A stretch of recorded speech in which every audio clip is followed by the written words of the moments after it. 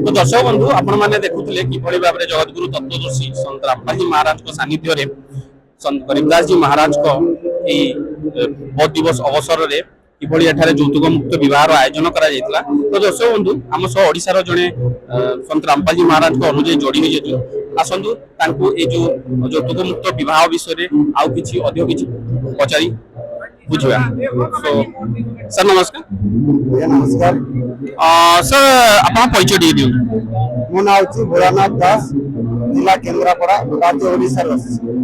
Sir एबे हमें देखुतलु जे संत रामपाल जी महाराज को सानिध्य रे एठारे यौतुक मुक्त विवाह आयोजन करा जायतिला जाकि 17 मिनिट रे तांकर गुरु पानी रे समाप्त होला आउ बहुत ही सरलता पूर्वक ए विवाह संपन्न होला जोठे ना थिला बैंड बाजा ना थिला बराती आउ ना थिले ब्राह्मण ना थिला कोनोसी होम यज्ञ। सर आपण ए संत रामपाल जी महाराज ए जो पदक्षेप को आपण किभली भाव रे देखुचंती सर? देखंतु एटा पूरा मानव समाज पई गोटे वरदान जेमिति कि आमे माने समस्त जानिछे यौतुक कथा एक कुरीति आम समाज पई तार परिणाम स्वरूप प्रत्येक वर्ष हजार हजार हमर भौणी माने नारी माने आत्महत्या करछंती एवं तांको जिंदा भी जलाई दिया भी जाउछ।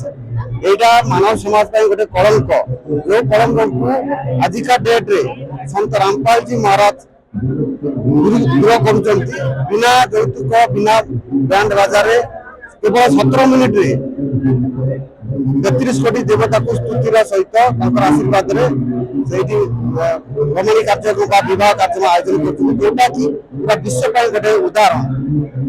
सर कौन आपन को लागुची संत रामपाल जी महाराज जो जुगान्तकारी पदक्षेप ये पदक्षेप को ये समाज ग्रहण करिवो ए जो यौतुक रूपी राक्षस अछि ये कोन समाज रु अवसारित होई जिवो कोन आपन को लागुची जे एइथरु समाज किछि शिक्षा करिवो किछि एइथरु प्रेरणा नबो? देखो संत रामपाल जी महाराज यदि विषय आप जानवे संत रामपाल जी महाराज गोटे साधारण व्यक्ति नुहति। संत रामपाल जी महाराज होती ऐश्वरिक शक्ति जोटा कि आमर शास्त्र लेखा अच्छी जेते जेते बेले अधर्मर उन्नति माने अधर्म समाज रे बढ़ी जाए सेते सेते बेले ये पृथ्वी पृष्ठ रे परमात्मा स्वयं मानव रूप रे अवतीर्ण हुए एवं से तांकर लीला करी ए पृथ्वी पृष्ठ रु अधर्मर पराजय करे एवं धर्मर स्थापना करे।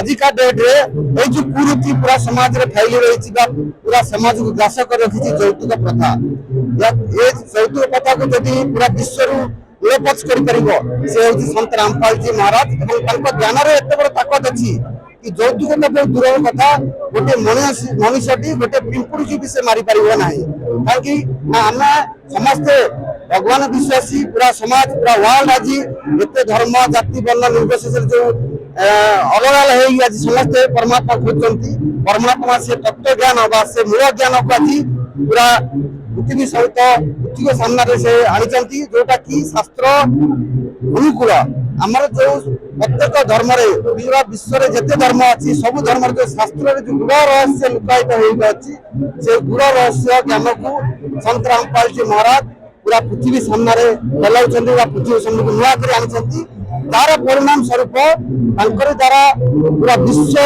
ये मार्ग ग्रहण करा पूरा शास्त्र लिखाई अच्छी यहाँ परमात्मा आदेश मानिया पड़ा यहाँ आगु को हटिया जाऊँ। Thank you sir. नमस्कार।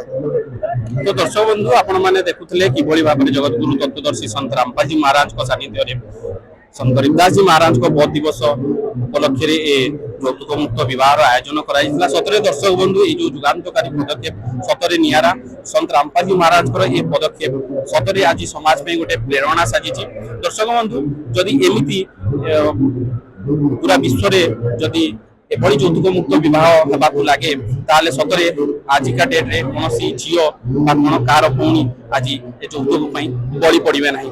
तो दर्शक बंधु आमे ए कार्यक्रम रो समापन एठी रखुछु।